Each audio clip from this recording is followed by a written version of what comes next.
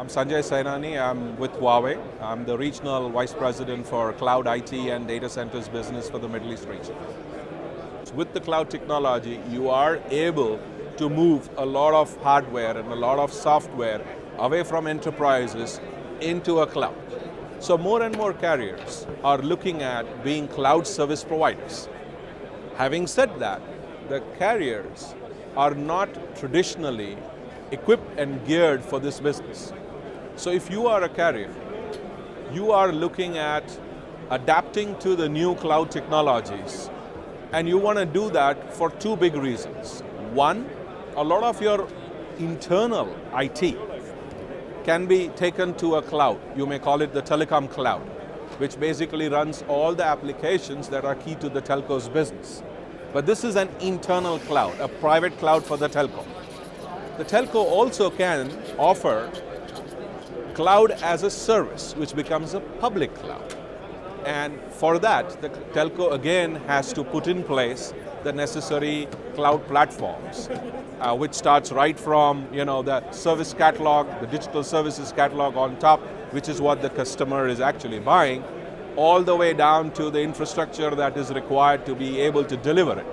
So when you look at a telco today, and when you look at digital transformation, this is one of the most important, a very key area that every telco is undergoing. Now, depending upon which geography you are from as a telco, you are at a different position in the path. You may be an early starter in some of the regions, and in some countries and in some regions, telcos are quite mature. They've already had Cloud 1.0 up and running, and now they are trying to incrementally upgrade that. On top of this is the whole new area of smart cities. And smart cities is nothing but pure play IoT. A lot of this can be very smartly leveraged by the telco because all IoT requires connectivity. And connectivity could be both wired and wireless, which is pretty much what the telcos provide. So having IoT platforms in place, which can allow all the necessary smart city plays to be leveraged, is a big business for the telcos. And all of this is resulting in a digital transformation within the telco space. So let us start off with, right from the top. I mean, different people have a different definition for a data center. But if you want to simplify it, you have the front end, which is all the devices that generate the data. You then have the big fat pipe, which transmits the data from one end to the other. The other end of the data is the data center.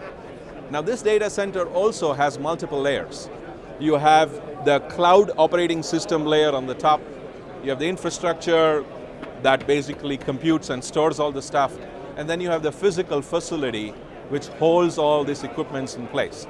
So if we talk about the infrastructure and the cloud layer, definitely the play there is driving towards OpenStack.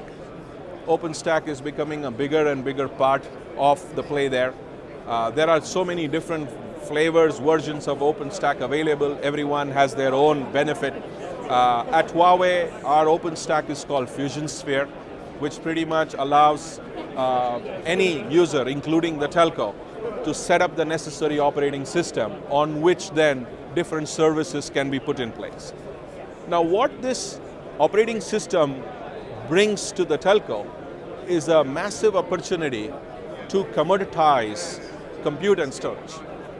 Because now your compute and storage can be almost like a commodity layer, a horizontal scalable layer, which is on-demand added, highly optimized, so the utilization efficiencies are very, very high.